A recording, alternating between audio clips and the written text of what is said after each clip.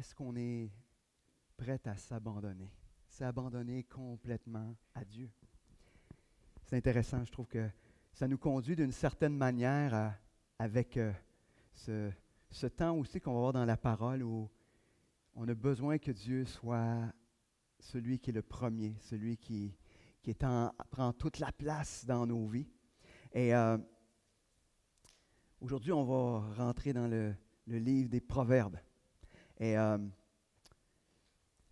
mais j'avais juste le goût de commencer en disant, est-ce que ça vous est déjà arrivé de rencontrer des personnes sages?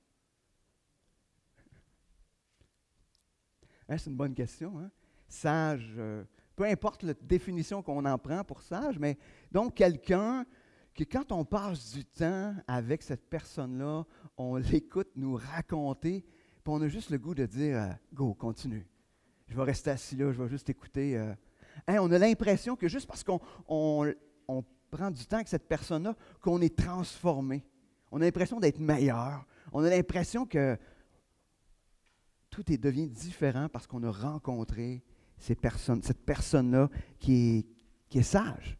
Et puis des fois, ce n'est pas toujours la personne la plus intellectuellement équipée. Puis même des fois, je dirais, c'est souvent pas ça. Mais on les écoute, puis ils nous donnent des éléments parce que soit que ça vient de leur vécu, soit que ça vient de ce qu'ils ont appris au fil du temps, mais ils nous communiquent ça. Et même des fois, je dirais, il y a des enfants qui sont plus sages que bien des adultes vieillissants. Hein, des fois, hein, l'âge n'a rien à voir avec la sagesse. Et je suis sûr que tous les jeunes, vous êtes d'accord que nos parents ne sont pas les plus sages, même s'ils sont plus vieux. En général, ce n'est pas ça. On le sait. Et on pense que des fois, hein, comme parents, on pense des fois qu'on est très, très sage pour nos enfants, puis ils nous remettent ça vite, vite, vite à la bonne place, en nous rappelant qu'on n'est pas là. Mais il y a des gens qu'on rencontre, puis ils viennent faire un impact dans nos vies. Et je vous dirais, ça m'est arrivé à plusieurs reprises. Je ne donnerai pas de nom ici parce que si je le dis, vous allez venir chercher leur sagesse à ma place, puis je vais les garder juste pour moi. Mais je ne veux pas non plus parce que peut-être que les gens ne seraient pas contents de se faire nommer ce matin. Mais ça m'est arrivé, j'en connais, il y a des gens autour de moi qui font que je prends du temps avec des fois, puis ils me disent « Wow, ça fait du bien, ça ramène les choses à la bonne place. » Mais vous, est-ce que vous êtes quelqu'un de sage, peu importe votre âge? Parce que on peut être un jeune sage ou être un vieux sage, mais est-ce que vous êtes quelqu'un de sage? Ou plutôt, peut-être, personne va dire, si je demanderais de lever la main un matin, personne ne dirait, moi. Il est probablement très sage de ne pas la lever. Hein? Mais est-ce qu'on aspire à être sage? Être sage, parce que la sagesse, elle est accessible, peu importe qui vous êtes, peu importe votre âge, elle est accessible. Et le livre des Proverbes nous emmène justement là-dedans, dans la sagesse.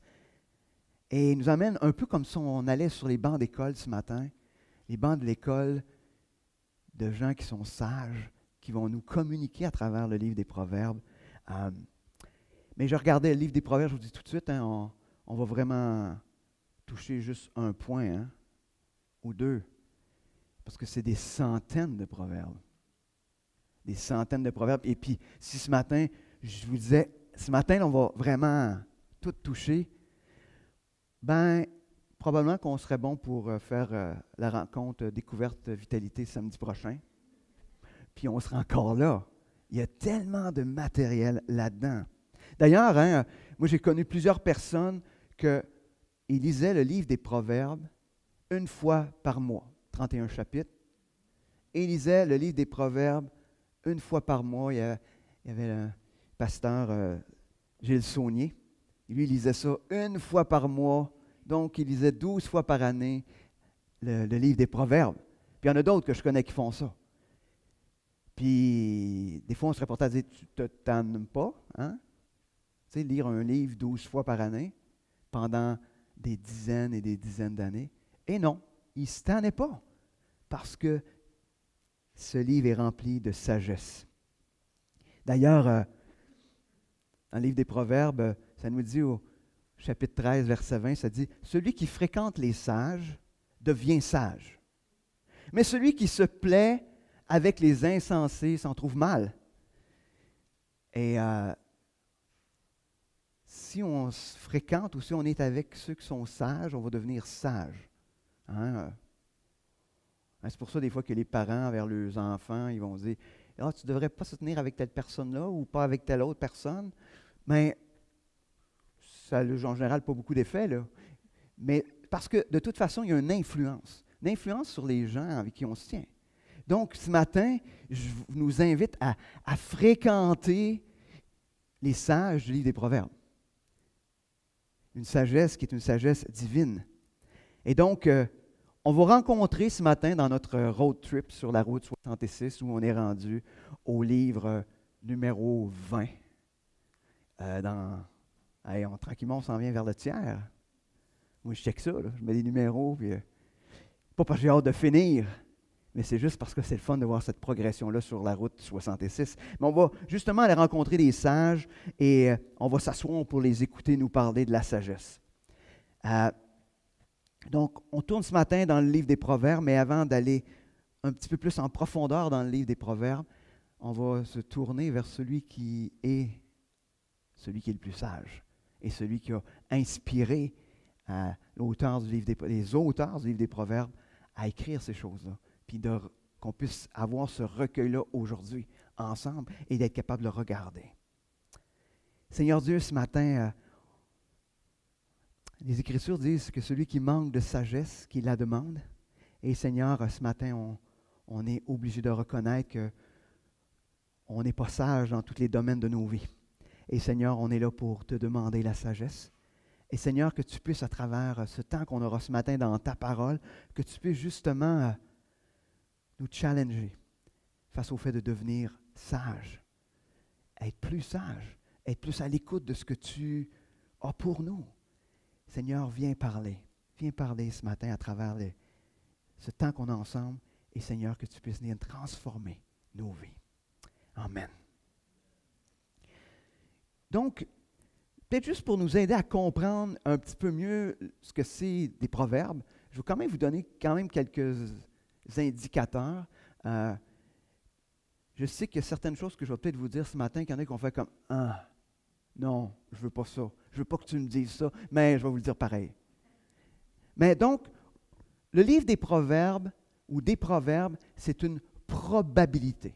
C'est-à-dire, quand une phrase est donnée, c'est quelque chose qui devrait arriver de façon générale.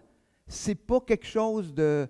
Ça ne veut pas dire que ça marche dans tous les cas, mais c'est quelque chose qui arrive de façon générale. Donc, en général, si on fait ça, ça devrait produire ça. Donc, c'est une probabilité. Dans le fond, le concept dans le livre des Proverbes, c'est que si on craint Dieu, puis que si on agit avec sagesse, les choses vont bien aller. Si, au contraire, on ne craint pas Dieu, puis qu'on agit en suivant la folie, tout ira mal. C'est en généralement ce qui se passe, mais ce n'est pas toujours ça qui se passe. On le sait, on a vu le livre de Job il n'y a pas très longtemps, et si on appliquait cette règle-là à Job, ça ne marcherait déjà pas. Mais Job est en dehors de la généralité. C'est pour ça qu'on a plusieurs livres dans la Bible, c'est-à-dire que là, les Proverbes, c'est une généralité, mais il y a des situations particulières, comme on a vu avec Job et comme on a vu avec Esther aussi, c'est une particularité. Une autre chose qu'il faut savoir dans le livre des Proverbes, ou les Proverbes, et c'est là que peut-être ça va, il y en a qui vont faire comme « Ah, un proverbe n'est pas une promesse. » Un verset qu'on connaît particulièrement, qu'on utilise et que beaucoup de parents ont utilisé, qui dit, dans Proverbe 22, 6, « Instruis l'enfant selon la voie qu'il doit suivre, et quand il sera vieux, il ne s'en détournera pas. » Si vous êtes des parents, ça se peut que vous avez été déçus sur ce verset-là si vous l'avez pris comme une promesse. Donc, un proverbe n'est pas une promesse, mais c'est une généralité. Mais c'est aussi un fait. même si les jeunes, ils ne veulent pas le croire, mais de façon générale, ce qu'on les parents transmettent à leurs enfants, ils vont garder un grand pourcentage de ce qui leur a été transmis. Même si les enfants, même les ados, même s'ils disent « je veux rien savoir, c'est juste de la boîte », là, je prends un mot poli, on le sait que de toute façon, quand ils vont se retrouver en quelque part dans la vingtaine, c'est drôle, dans leur cours, ils vont récupérer une grande majorité de ce qu'on aura transmis. Ça ne veut pas dire que parce qu'on les a parlé de l'Évangile qu'ils vont venir au salut. Oui, on le souhaite, c'est ce qu'on rêve, c'est ce qu'on prie. Mais ne prenons pas ça comme une promesse, mais plutôt ça comme transmettons les bonnes affaires à nos jeunes. Puis les bonnes affaires, c'est parlons-leur de l'Évangile, puis Dieu va s'en occuper. Puis de façon générale, ça devrait avoir un bon effet. Qu'est-ce que ça donnera, on ne sait pas. Mais prenons-les plus comme un indicateur de comment nous, on doit se comporter comme parents, que plutôt comme un résultat de ce qu'on a fait, que ça devrait produire ça. C'est clair? Donc, ce n'est pas une promesse, c'est une probabilité. Et juste pour éviter qu'on puisse vivre avec cette tristesse quand on prend les choses pour des promesses. Et je vous dirais, là, j'ai pris celui-là, mais plein de proverbes. Vous lisez les proverbes, vous dites, ah, ben, il me semble que je fais ça, puis ça ne donne pas ça. Hein? Tu sais, quand on lit que le méchant qui fait des affaires, ben, sa vie va être courte, puis on dit, ah, ouais, il me semble que sa vie est belle, puis la mienne n'est pas belle pantoute. Tu sais. D'ailleurs, le psalmiste, lui, il avait dit, voyons donc, comment ça que les méchants, ils ont. Ouais, de façon générale, c'est sûr que ça a un impact quand même. Hein, si on se comporte en insensé, les probabilités que la vie soit écourtée sont en général plus là. Mais ça ne veut pas dire que c'est ce qui va arriver. Donc, ne prenons pas le livre des Proverbes, comme je dis, comme des promesses. Dans les faits, dans le livre des Proverbes, Dieu, il nous appelle ou il nous invite à s'appuyer sur des principes de sagesse éprouvés au fil du temps par les générations passées. Mais c'est des proverbes ou une sagesse qui est divine. Mais Dieu, il dit, appuyez-vous là-dessus pour façonner votre vie. Puis dans les faits, je vous dirais, ne vivons pas en disant, je veux juste appliquer ça. Appliquons plus ce qu'on va voir tantôt. Et le reste de ces proverbes-là vont venir de façon naturelle. Donc, imprégnons-nous du livre des Proverbes.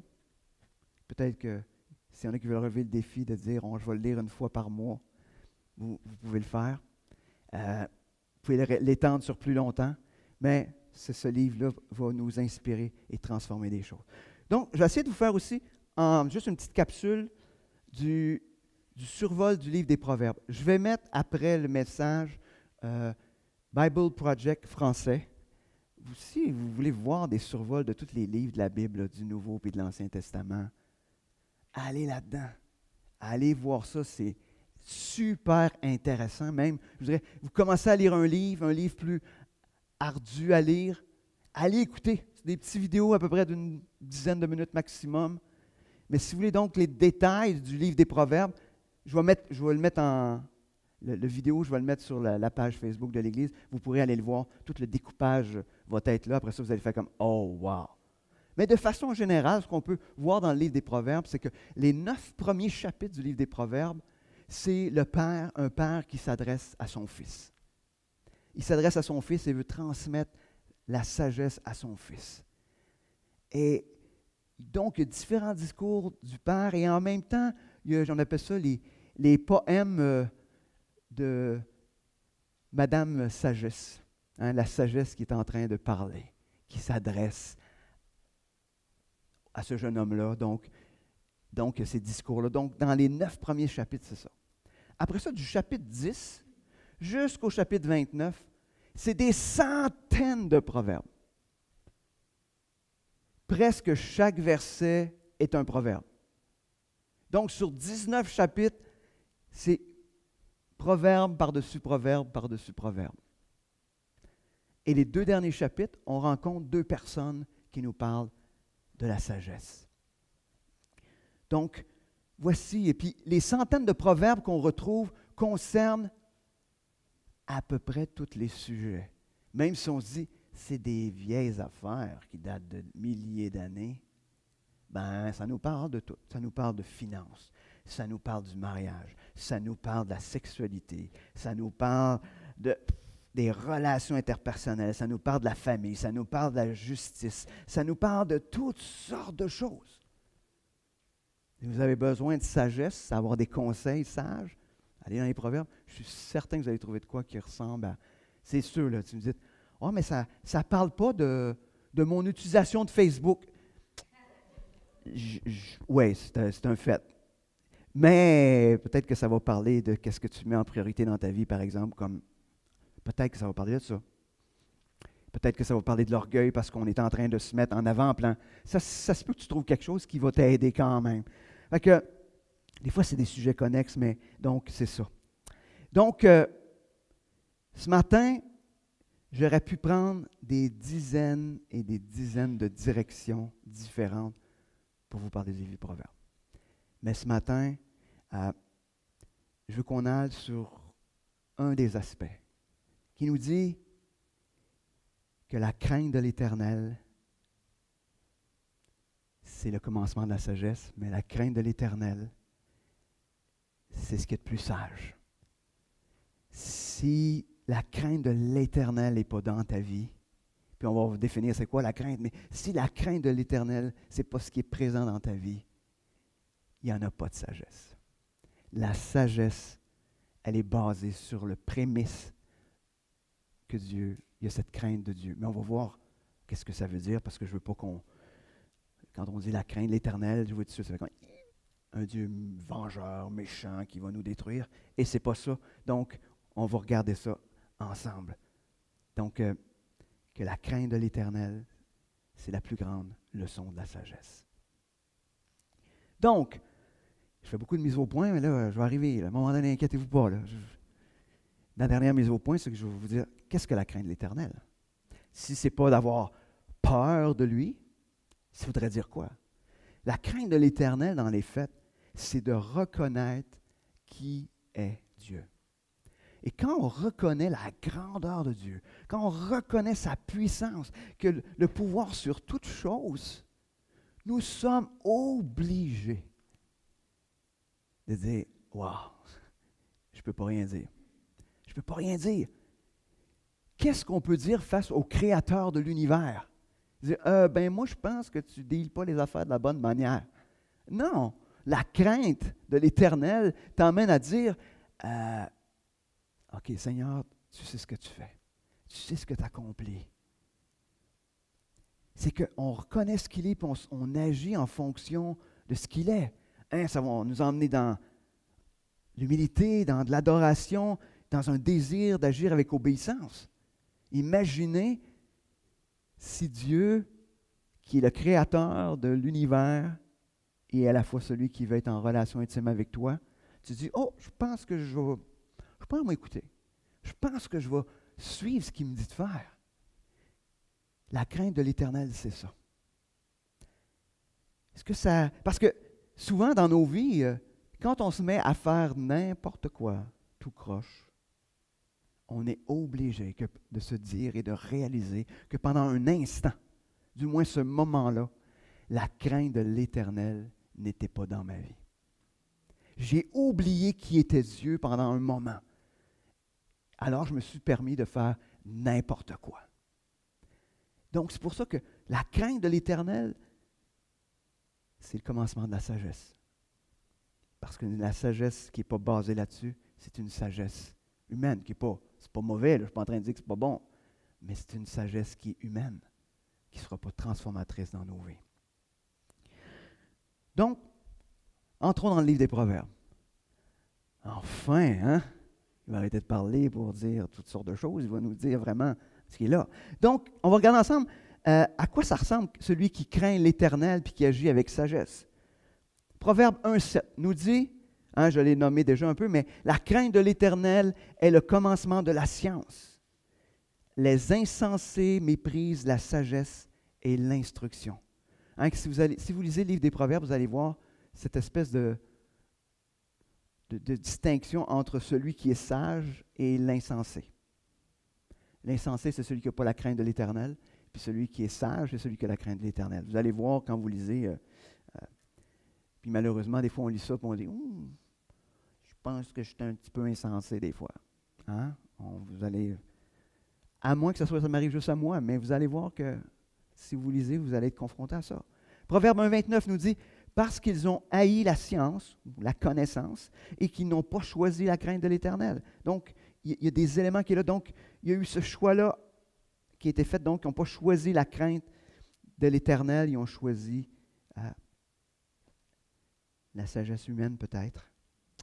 Proverbe 9,10 nous dit « Le commencement de la sagesse, c'est la crainte de l'Éternel, et la science des saints, c'est l'intelligence. » Reconnaître qui est Dieu, c'est le début de la connaissance et de la sagesse.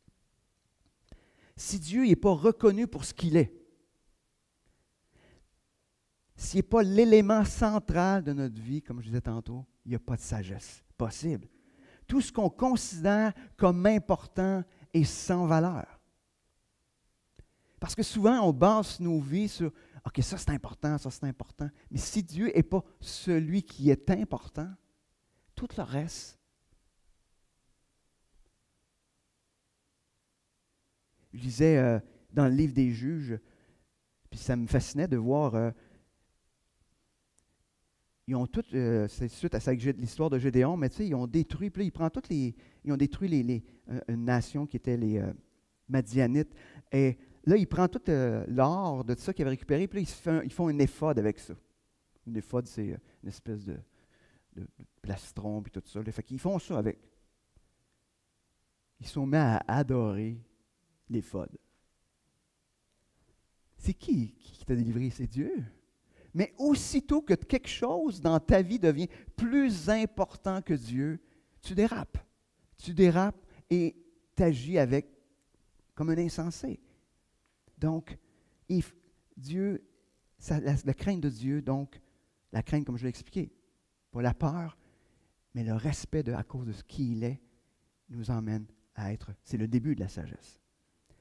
Des fois, on a une belle logique dans nos discours, mais ça ne pointe pas vers Christ. Ça veut dire que, tu sais, des fois, on est là puis on jase même entre chrétiens. Il ne faut pas le dire fort, mais ça arrive des fois. Puis là, on se discute à propos de quoi, puis là, on argumente, puis tout ça. Puis finalement, à la fin, il était où Jésus là-dedans? Il était où Dieu dans nos arguments? Est-ce qu'on était là juste en train avec des bons arguments humains? Si Dieu n'est pas là, sachez que la décision qui sera prise ne sera pas une décision remplie de sagesse. Donc, ramenons, ou laissons plutôt Dieu être au centre de nos discussions. Donc, c'est pour ça aussi, dans le même temps, qu'on peut dire que la sagesse n'a rien à voir avec, comme je disais tantôt, avec la capacité intellectuelle ou des connaissances, ça plutôt relié à la place que Dieu a dans la vie de la personne. Qui on va choisir en premier? Hein? Qui on va mettre comme leader de quelque chose? C'est-tu celui qui aime son Dieu, qui est en prière, puis qui, même si en apparence, il n'y a pas beaucoup de capacité? Ou on va prendre celui qui a plein de capacités humaines, même si sa vie spirituelle est, malheureusement, on fait parfois, pas toujours, mais parfois le mauvais choix de prendre quelqu'un qui a des capacités, mais on s'attarde peu à la vie spirituelle des gens. Donc, rappelons-nous cela. Être sage, ça commence par être à celui qui place Dieu en premier dans sa vie. C'est là que commence la sagesse. On va prendre un des discours du Père à son Fils, qu'on retrouve ça dans Proverbe 2. On va juste partir du verset 1. On va voir quelques indices qu'on peut prendre là-dedans. Je sais des fois, c'est ce genre de choses, c'est qu'on... Moi, quand je suis venu à l'Évangile, c'est le genre d'affaires que je prenais comme littéral, comme si mon père venait me parler. Et je pense que c'est une bonne affaire. Des fois, on aimerait ça quand on est parent, qu'on aimerait ça que nos enfants nous écoutent de la manière que ça se passe là, mais retirons plutôt quel enseignement qu'on peut avoir là-dedans. Donc, il commence en disant, « Mon fils, si tu reçois mes paroles et si tu gardes avec toi mes préceptes, si tu rends ton oreille attentive à la sagesse, et si tu inclines ton cœur à l'intelligence, oui, si tu appelles la sagesse, et si tu élèves ta voix vers l'intelligence, si tu la cherches comme l'argent, si tu la poursuis comme un trésor, alors tu comprendras la crainte de l'Éternel et tu trouveras la connaissance de Dieu. Car l'Éternel donne la sagesse, de sa bouche sortent la connaissance et l'intelligence. Il tient en réserve le salut pour tous les hommes droits, un bouclier pour ceux qui marchent dans l'intégrité, en protégeant les sentiers de la justice et en gardant la voie de ses fidèles. Alors tu comprendras la justice, l'équité, la droiture, toutes les routes qui mènent au bien. On peut tirer des premières choses, c'est soyons à l'écoute de ceux qui sont sages. C'est-à-dire que leur vie est remplie de la présence de Dieu. Est-ce qu'on est à l'écoute de ceux qui sont sages? Après ça, il dit, la connaissance et la sagesse, ça devrait être quelque chose qu'on recherche comme un trésor précieux. Est-ce que c'est quoi qu'on recherche? Là, c'est pas juste, quand il dit, ce n'est pas une connaissance intellectuelle, mais c'est une connaissance pratique de Dieu. Est-ce que c'est quelque chose qu'on recherche comme un trésor? Hein, un trésor. C'est quoi votre trésor que vous cherchez le plus? Est-ce que c'est ça? Peut-être que non. Mais on devrait rechercher ça.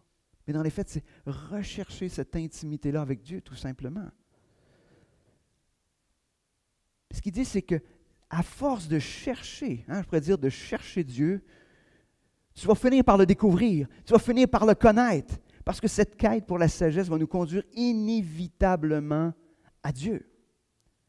Parce qu'on va découvrir sa grandeur, on va découvrir sa puissance, on va découvrir qui il est, puis plus qu'on va le découvrir, plus qu'on va dire « Hey, j'ai le goût de le connaître plus. J'ai le goût d'en savoir plus. J'ai le goût, Seigneur, de savoir un peu plus à propos de toi. » Comme enfant de Dieu, ça devrait être ce qui brûle le plus sur notre cœur.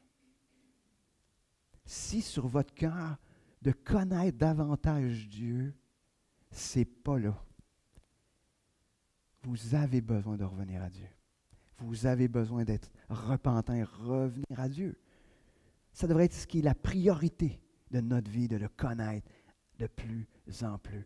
Et ce qui est le fun, étant donné la grandeur de Dieu, vous n'aurez pas assez de votre vie. On va avoir l'éternité pour le connaître encore mieux. Imaginez. Imaginez. Donc, mettons toutes nos énergies à connaître, à découvrir Dieu.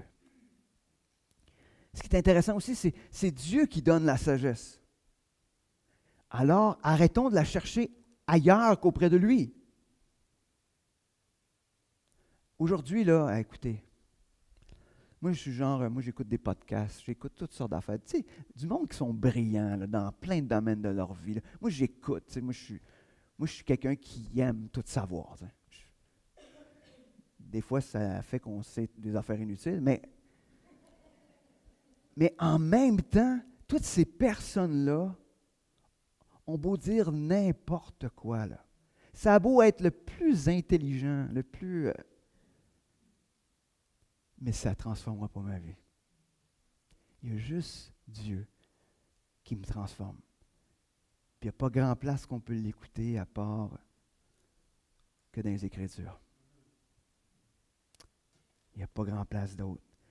Mais c'est Dieu qui donne la sagesse. Approchons-nous de lui pour la recevoir. Ne la cherchons pas ailleurs. Malheureusement, des fois, on va à lui quand on a tout épuisé les sources de sagesse humaine. Des fois, il y a des parcours plus courts, puis il y a des parcours plus longs.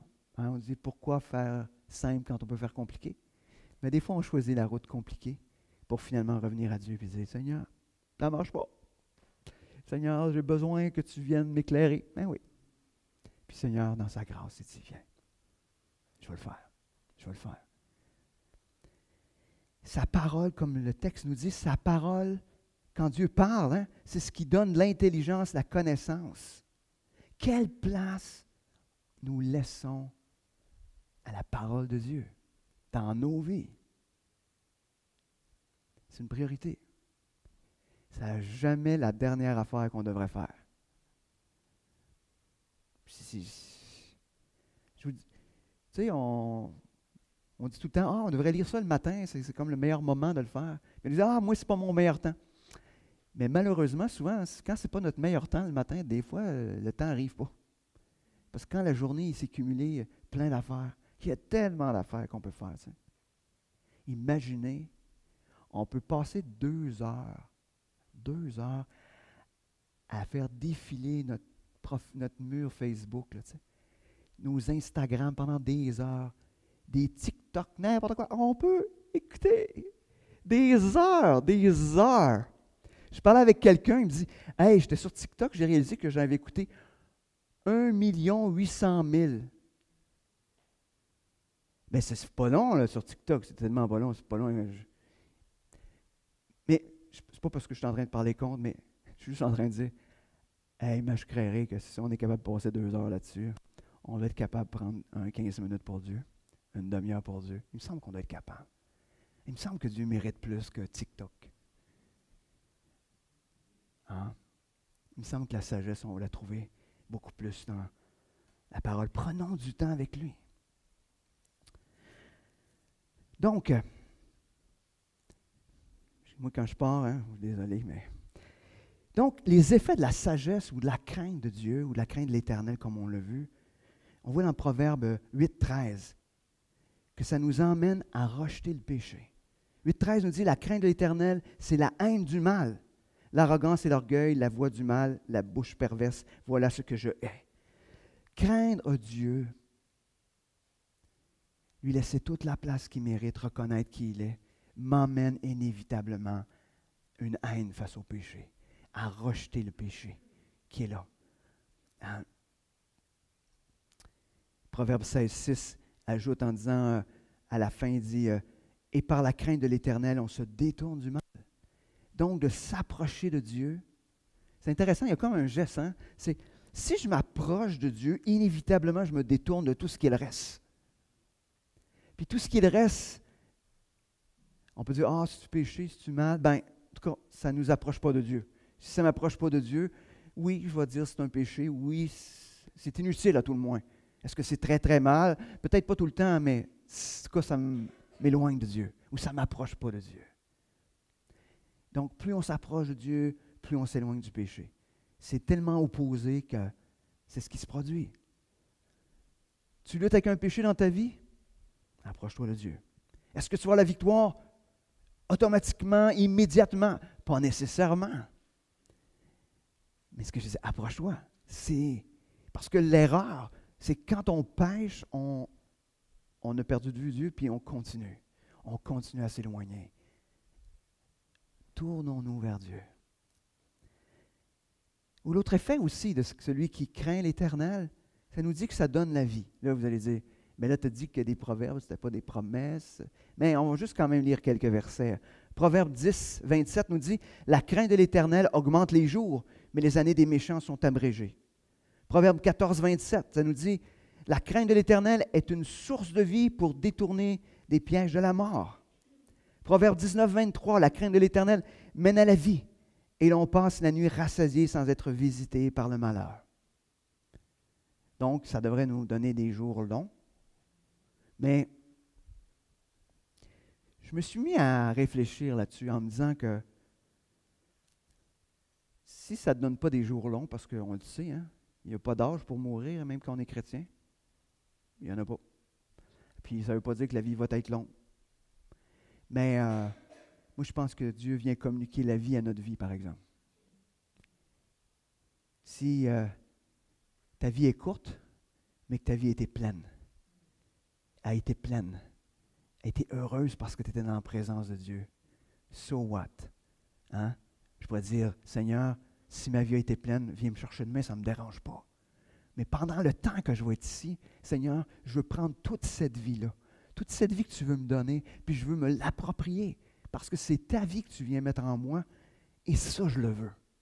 Ça, je le veux. Ne focusons pas sur dire « Ah, je devrais vivre vieux parce que je suis chrétien. » Non, non. Focusons sur « Je devrais vivre une vie remplie, pleine. » Hein, dans le Nouveau Testament, dans Jean 10, il dit « Donnez la vie en abondance. » Mais l'abondance, c'est une vie qui est remplie de la vie de Dieu dans nos vies. Parce que, en même temps, je suis obligé de dire que quand Dieu n'est pas la première place dans notre vie, ben, on vit du désespoir, on vit de la crainte, on vit de la culpabilité, on vit de la honte, on vit de l'amertume. Puis toutes ces émotions-là finissent par abréger votre vie. Hein? On dit que l'amertume, c'est un poison que l'on consomme pensant faire mourir la personne qui nous a fait du mal. Hein? On prend un poison nous-mêmes pensant que ça va y avoir un effet. Et c'est ça. Ça, c'est de l'amertume. Mais qu'est-ce que ça fait? Ça nous détruit. Ça nous détruit. Donc, je pense que d'une certaine manière, ça l'abrège nos jours d'une certaine manière. Donc, est-ce que vous voulez de cette vie dans votre vie? Hein? La vraie vie que seul Jésus peut nous donner. Ce que ça nous dit aussi, c'est que la crainte de l'Éternel, ça nous donne le plus grand des trésors. Proverbe 15, 16. Ça nous dit, mieux vaut peu avec la crainte de l'Éternel qu'un grand trésor avec le trouble. Hein, on s'en fait un peu écho à Luc 12, 31 qui dit, cherchez plutôt le royaume de Dieu et toutes ces choses vous seront données par-dessus. Mais il est en train juste de nous focusser sur ce qui est important. Est-ce que c'est l'abondance? Est-ce que c'est la richesse? Ou c'est la crainte de l'Éternel que Dieu vienne prendre toute la place dans notre vie? Qu'est-ce qui est le plus grand trésor? Quel est ton plus grand trésor? Il est en train de nous dire que le plus grand des trésors, c'est la crainte de l'Éternel. Moi, c'est écrit dans les Écritures, je suis tout obligé de dire j'y crois. J'y crois. Mais puis, j'y crois pas juste intellectuellement. Je suis convaincu que c'est ce qui est le plus précieux. La crainte de l'Éternel aussi, ça nous emmène une image vraie de qui nous sommes. Proverbe 15, 33 nous dit, la crainte de l'Éternel enseigne la sagesse et l'humilité précède la gloire. Proverbe 22, 4 nous dit, le fruit de l'humilité, de la crainte de l'Éternel, c'est la richesse, la gloire et la vie. Proverbe 23, 17 nous dit que ton cœur n'envie point les pécheurs, mais qu'il est toujours la crainte de l'Éternel. Tu es en train juste de dire, quand on a cette crainte de Dieu, quand Dieu vient prendre toute la place, ça nous garde humbles. Ça nous amène à être humbles. Sachez que chaque fois que votre orgueil retrousse, ce qui nous arrive tout le monde à tous les jours, mais chaque fois que votre orgueil retrousse un petit peu, vous avez perdu de vue qui est Dieu. Parce qu'à chaque fois qu'on regarde à Dieu, on fait comme « Oups, Seigneur, pardon. Seigneur, je suis qui pour penser ça? Je suis qui pour penser que je suis capable de décider, que je suis capable au-dessus de toi? » Ça nous garde humbles. Et l'humilité, c'est le travail de toute votre vie. Là. Il y en a qui sont plus âgés ici, là, puis si on lui demanderait, est-ce que tu es parvenu à l'humilité? S'il est honnête, il va vous dire non. Habituellement, on pense qu'on est parvenu à l'humilité beaucoup plus jeune. Il me semble que quand j'étais jeune, j'étais vraiment meilleur. J'étais beaucoup plus humble quand j'étais jeune. J'étais parvenu. Mais rapidement, on s'aperçoit que nous ne sommes pas parvenus. Et c'est peut-être ça la sagesse, hein? C'est de découvrir que finalement, nous ne sommes pas parvenus. Intéressant, une dernière chose peut-être que je voulais soulever. On a un choix à faire. Et Proverbe 29, 25 nous dit, « La crainte des hommes est un piège, mais celui qui se confie en l'Éternel est protégé. » On a le choix, c'est soit qu'on craint les hommes ou soit qu'on craint l'Éternel. Un ou l'autre. Ça ne peut pas être un et l'autre. C'est un ou l'autre. Puis ce que ça nous dit, c'est quand on est là, puis on craint les hommes, on se fait piéger. On va être malheureux, puis on va se sentir en dehors de ce que on devrait être et de ce qu'on devrait vivre ou devrait décider. Et ça, c'est tellement fort aujourd'hui. C'est à peu près l'élément le plus puissant avec lequel on lutte pour beaucoup d'entre nous, cette crainte des hommes. Qu'est-ce que les autres vont penser? Qu'est-ce que l'autre va dire? Qu'est-ce que l'autre va... Écoute, c'est tellement fort que ça fait vivre un niveau d'anxiété sans pareil aujourd'hui. Parce que qu'est-ce que les autres vont dire à propos de moi? Puis des fois, ce n'est pas si dit clairement que ça, mais c'est comment on se comporte. Tu sais, quand je suis là et que je dis « Ah, ouais, OK. Ah, si je fais ça, il va se passer ça parce qu'un tel... » Tu sais, puis là, on se met à calculer par regarder tout le tour, puis finalement, on ne fait plus rien. On ne bouge pas parce que c'est comme « Anyway, je vais me tromper. » Je vous dis tout de suite, si vous suivez cette crainte des hommes, vous allez inévitablement vous tromper. Mais si vous avez la crainte de l'Éternel, c'est ce qui est le plus sage de toute façon. Dieu va prendre soin de toutes ces choses-là. Et le choix sera le meilleur parce que ce sera un choix qui va être sage, avec une sagesse divine. Dieu est le seul choix raisonnable de le craindre. C'est le seul choix raisonnable parce qu'il a tout pouvoir. Lui seul connaît le début puis la fin de l'histoire. Hein, on l'a vu dans l'histoire de Job. Hein? Lui seul connaît tout ça, là. Fait que le seul choix sage, c'est de se tourner vers Dieu. Juste qu'on termine avec, pour conclure avec l'histoire d'Agur, un des hommes à la fin dans Proverbe 31, qui réalise l'importance de la crainte de l'Éternel. On va écouter un petit peu ce que Dieu a peut-être à nous dire à travers lui. Versets 1 à 9, je vais juste vous lire ça.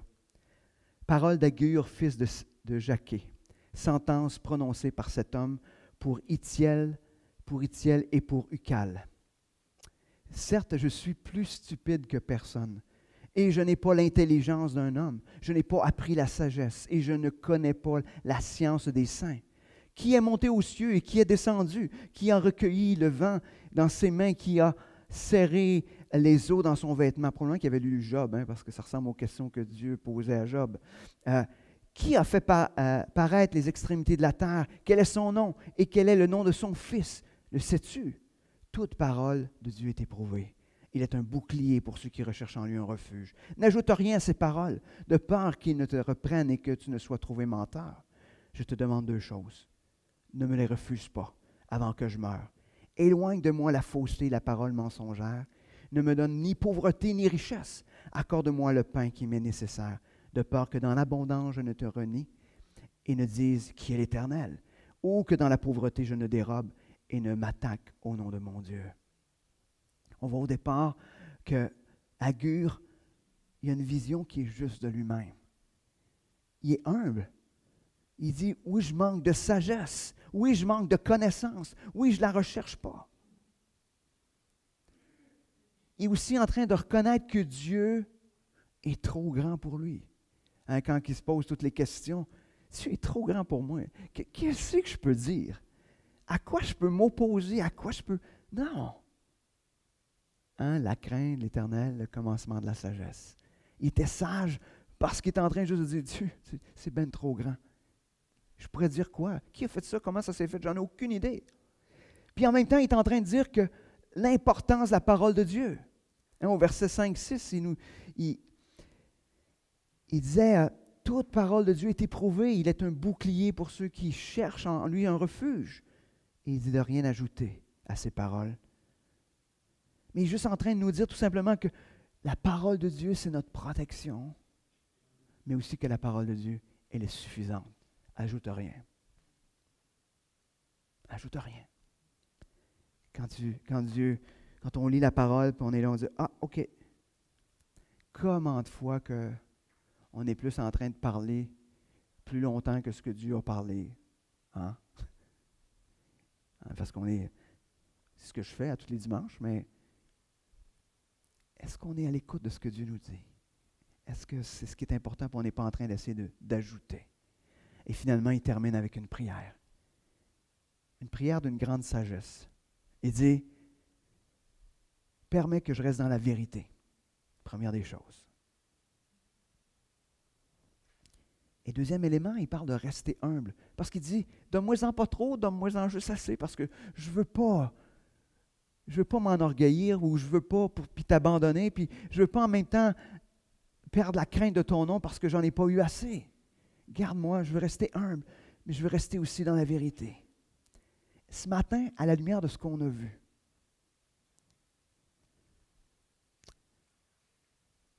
que pensez-vous de l'idée de la crainte de l'Éternel? Est-ce que vous vous dites que vous avez besoin que ça soit encore plus présent dans votre vie? Est-ce que vous dites, j'ai besoin de plus en plus de la sagesse de Dieu?